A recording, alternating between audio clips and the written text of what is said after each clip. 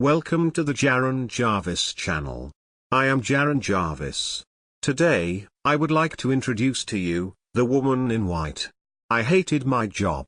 The work wasn't hard, but the customers could be the worst. I had spent the past 2.5 years working at this dinky convenience store called Avon. This place was anything but a haven. The walls were off-white painted concrete blocks that hadn't seen a new coat for years. Specks of paint had come off the wall over time, giving the appearance of mold all over this place. The ceiling panels had signs of water damage in multiple places. Bits and pieces of the panels had fallen away and revealed insulation that was undoubtedly pink at one point in time. The aisles were too narrow for such a small little store and made it a pain whenever I did the stocking during the morning shift. My eyes glanced around the pathetic and disheveled place as I picked up another box of chips to be stocked. The things I would do for money. I had moved out of my parents' place about 3 years ago when I was 17, right after finishing high school. I loved my parents, but I hated having someone always breathing down my neck, and questioning my life choices. Leah, you'll need a college degree if you want to go anywhere in life. Leah, how will you make it on your own? Leah, where were you last night? I can finally say I'm free to make my own decisions. That's probably the one good thing that came from moving out to Kansas. I'm not really living the high life, but at least I have a job. I shoved another couple of bag of chips onto the rusty shelf. Static. The sound came from the internal speakers placed through the convenience store. It initially startled me. Normally the crappy pop music of today would be playing off the system, only it hadn't been working as of late. But that radio has done a lot strange things since I've been here, and it would be nice to get some music back in this place. I might even enjoying stocking this crap for a couple of minutes. Chuckling to myself, I dropped the last couple bags of chips back into the box and headed over to the closet we called our back room to change the station. That's when I saw her. I could see her through the window. She wore a dirty, white dress and her hair covered most of her face. It was hard to make out any other features because she was close to 200 yards out from the store. The unnerving thing is she just stood there, staring straight ahead, almost like she could see through her mat of hair and into my eyes. Damn homeless people give me the creeps sometimes. The radio crackled louder and this strange song began to play. The best I can describe it is like 1930s jazz with an upbeat piano and a swing band, complete with the crackling and popping of an old vinyl soundtrack. What in the hell? The woman in white limped closer towards the road, seemingly dragging her leg behind her as she pushed forward. Her body seemed knotted and twisted when she moved. The radio continued on playing that damn song from a time long past, but something was different. A gurgling noise could be faintly heard behind the blare of the trumpets and trombones. I took several quick steps towards the door and fumbled with the key lock. The gurgling grew louder and had a raspy sound in it that almost sounded like an attempt at human words. I looked back up and the woman had almost reached the road. Grasping the deadbolt, I turned it quickly into the locking position. Silence. I looked around the empty store.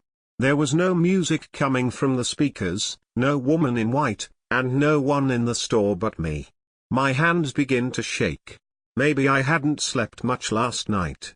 Maybe it was a daydream. Breathe, Leah, breathe. I moved to the back of the store and checked the back room's radio system.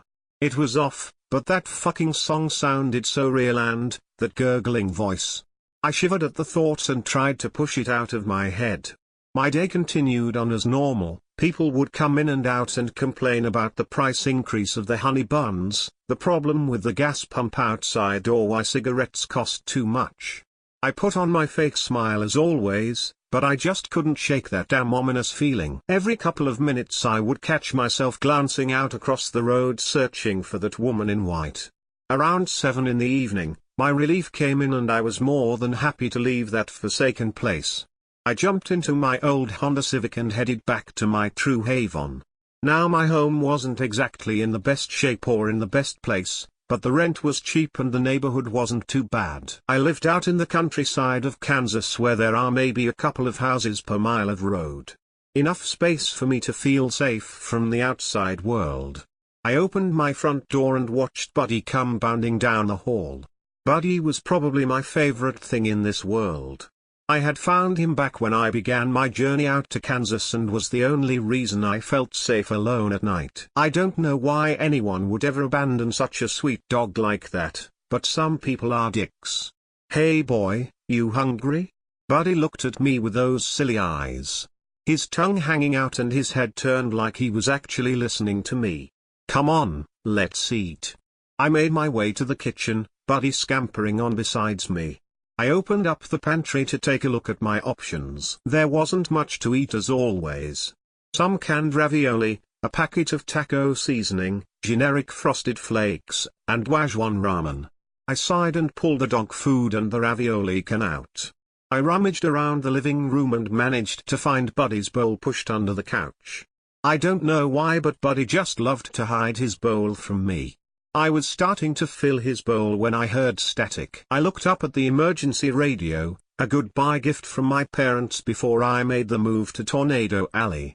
It was lit up and static buzzed through the speakers. Puzzled, I stood up and examined the radio. There wasn't a cloud in the evening sky. Why would I saw her? The woman in white was standing in my backyard. I could see her from my living room window. I screamed and dropped the food bowl. I don't know who the fuck she was, but I was going to have Buddy tear her apart if she tried to come in. The radio's static faded away and was replaced by that swinging jazz tune, only it was much louder than before. The guttural screeching piercing through the emergency radio's speakers. Buddy started howling and whining and began to race around the room. My mouth was agape as I watched the woman slowly twist her broken body towards my back door. "Buddy." I glanced over at him whimpering and barking in a corner, unsure of what he was doing with himself. That's when I noticed a pattern in the gut-wrenching squeals from the song. It was like the same otherworldly phrase was being repeated over and over and over. I could almost make out a word or two. Leia, look, garble. It's my fucking name. Terror overwhelmed me. This fucking creature was coming for me and there was no way in hell I was going to look at her. The woman had stopped by my back door and just stood there with her hand outstretched for the doorknob. Her gnarled and broken hand seemed to be frozen in time. Buddy just sat whining in the corner looking at me and then back at the door with confusion and terror in his eyes. I turned my back and raced out the front door. Maybe that was a stupid idea, I don't know, it just felt right at the time. To get the fuck out of there. I ran as fast as my legs would carry me.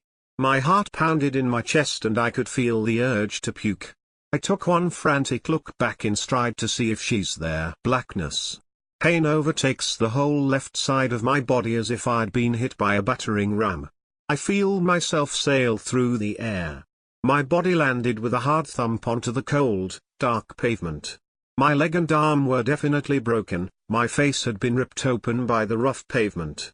I couldn't move my body, so I lifted my head, coughing up blood in the process. I winced in pain, the metallic taste of blood in my mouth. I knew I didn't have much time.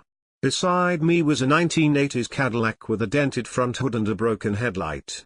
I must have been hit by a goddamn car.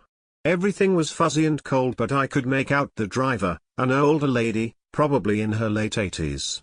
Her forehead was crushed against the wheel and blood was coming from a huge gash. She looked dead. Probably dead on impact. That fucking song. I could hear that swinging jazz song playing from the radio of the old woman's Cadillac.